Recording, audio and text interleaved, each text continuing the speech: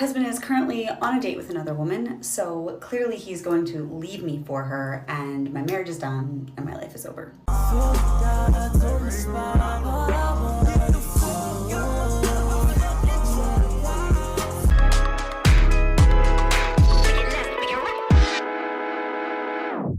Hi. What's up, everybody? I'm growing my hair out. Welcome back to my channel. My name is Clarkson. We are talking about monogamy. I just got back from vacation. I was in South Florida before I moved there. That's why I'm like growing the hair out. I'm making sure I'm wearing my necklace. I like to be called Poppy Baby, and I want to look like a puppy. Ah! We're talking about monogamy and open relationships, and if you are gay, you know what I'm talking about. You'll be out on a date with somebody, and then they'll be like, oh, I like you so much, like I can really see future, and I'm like, yeah, this is so great. I tell all my friends about it because I can't keep my mouth shut. And then on the date, or the second date, I'll be like, oh, okay, so like, what else goes on? They're like, well, me and my husband, I know it ain't the stallion. I know it ain't the stallion. Husband? What are you talking about, husband? And then they're like, well, do you want to come to Mexico with us? Like, well, and I'm like, well, yeah, of course, but like, you have a husband. I got time for all that faggot shit. Yes, I do.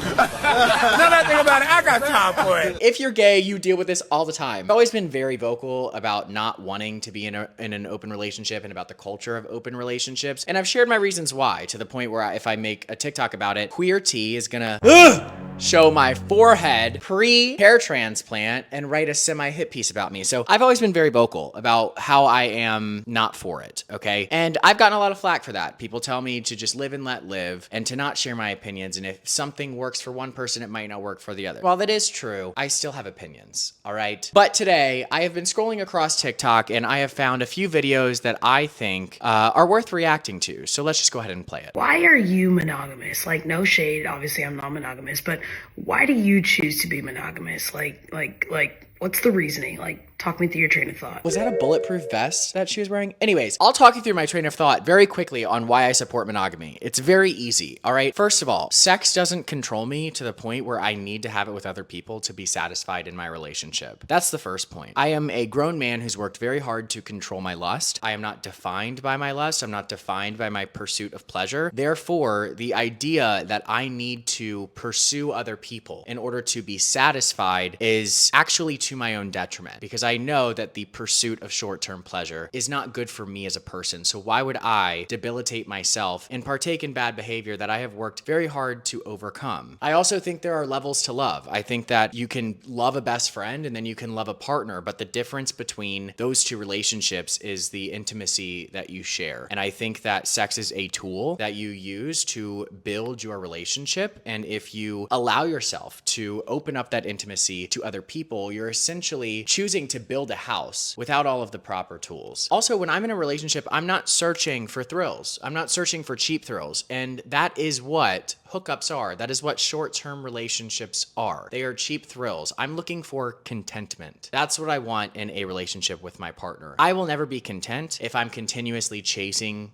tail. Now, I'm not saying that everybody in an open relationship isn't fully in love and they're just friends who are sleeping together. Sure, there are levels to intimacy that maybe you can accomplish more in an open relationship. But I do think that the highest form of intimacy is done with or shared between two people who are committed to one another. On a spiritual level, I do think that sex does have some sort of transference. Now, people can have sex and not think anything of it. But when you are pursuing someone, when you are attempting to hook up with someone, when you want someone, you see something in them that you see in yourself. And that's what attracts you to them. I also think that the idea that when you are having sex with someone you're not committed to, that just because you don't want to stay with them or you're not in love with them, that somehow there is no feelings involved is a farce, because there are always feelings involved in sex. It's just sometimes those feelings are narcissistic feelings. Sometimes you want to go and hook up with people because you want an ego boost. Sometimes you want to go through those short-term honeymoon phases because something in your life isn't giving you enough dopamine, but that's a nice distraction. And I think that a lot of times when you're opening up your relationship, you are overcompensating for something that you and your partner should tackle together. Now, again, that's not me saying that open relationships are invalid. That's just me sharing my opinion on open relationships. I have many friends who are in them and they're very happy. But if I am against something, I have an opinion on it, so I'm gonna share it. Like, you motherfuckers still didn't get it.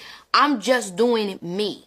I'm doing me. I look at open relationships as like using coal when you can have nuclear energy. Does that make sense? It's dirty, and we've kind of like progressed past it. That goes into this next video. You guys have an open relationship? No, not an open relationship. Oh, okay. She isn't anybody, but I'm allowed to do what I want. That sounds really healthy. And she knows it's better that way. Her theory is what I just said. Men are supposed to be building and growing and conquering. If not, it ties back to what I said of they're getting worse. Really? Your wife came up with that theory? That's her theory? How many guys do you see that end up in a relationship and then get soft and doughy and trashed? I love how they use a video of Kanye West saying he's like soft and doughy because he got in a relationship. No, Kanye West is like having a psychotic break. But this is one of the arguments for open relationships or non-monogamy that many people make. They refer back to what's natural, right? They say men are not wired for monogamy. Monogamy isn't natural. Yes, I think we know that. Monogamy isn't always natural, but we evolved to understand its benefits that I listed earlier. So this whole idea that anything that is natural is good is really an argument that a lot of conservatives will make. They'll say, well, being gay isn't natural, right? God made man and woman, even though being gay is actually natural. But the argument that everything that is natural is good is just wrong. Many things come naturally to us. Disease is natural. Is disease good? No. So the idea that just because something doesn't come naturally to us, that doesn't mean it's necessarily a bad thing if it's not natural. It's also ironic that many people, especially in the gay community, will use this argument that men are not wired to naturally be monogamous when they're using the same argument that conservatives make to say that being gay isn't natural.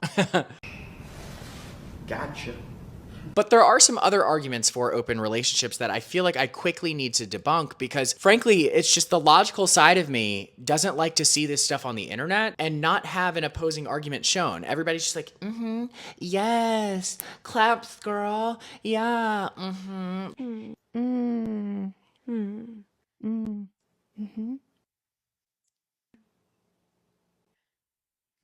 Like it's sitting around in their podcast mics. It's like, is nobody going to challenge these thoughts or ideas? I will. I think a lot of people sometimes think non-monogamy and polyamory is unstable because of the fact they're like, it's just dating so many people. There's always so much movement, etc. But we do have these aspects that are in a way better. Compulsive monogamy culture doesn't really have a culture of radical honesty as part of its relationship praxis. It has a lot of control avenues, so you can't really be entirely yourself. So there's a lot of inauthenticity. Whilst I feel with non-monogamy and polyamory, I know that the door is always wide open. You can be whoever you want to be, and you can communicate, and that creates a different form of security and stability where there's always authenticity and direct communication. The idea that non-monogamous relationships are more honest than monogamous relationships is laughable. Okay, first of all, if you've ever dealt with people, a bunch of people who are in open relationships, I promise you, a lot of times they lie to each other just as much as monogamous people. They will have rules in their open relationship and they will not follow them. Like their rules will be something like, oh, you can't hook up with the same person twice. They're not gonna follow it. They don't follow it. So the idea that just because you are lacking discipline, that means you're being more of an authentic person, it's just false. Or you're being more honest, it's just false. You're not being more honest. Whether or not somebody is honest is gonna have to do with their character, not the relationship dynamic that they are in. If you can't be in a monogamous relationship and be honest, then you're not gonna be honest in an open relationship because you have a character flaw. The flaw is not the relationship. It is you. And honestly, I could make the argument that people in open relationships are more likely to lie to each other. And here's why. Now, it's a loose argument, but I will make it. Most of the people who crave open relationships are more likely to have less self-control. And not having discipline or self-control essentially means that you're more likely to be impulsive. And if you are impulsive, that will directly intersect with putting yourself in situations where you have to lie to cover your tracks because impulsivity means you cannot reflect in the moment. So you are more likely to make mistakes.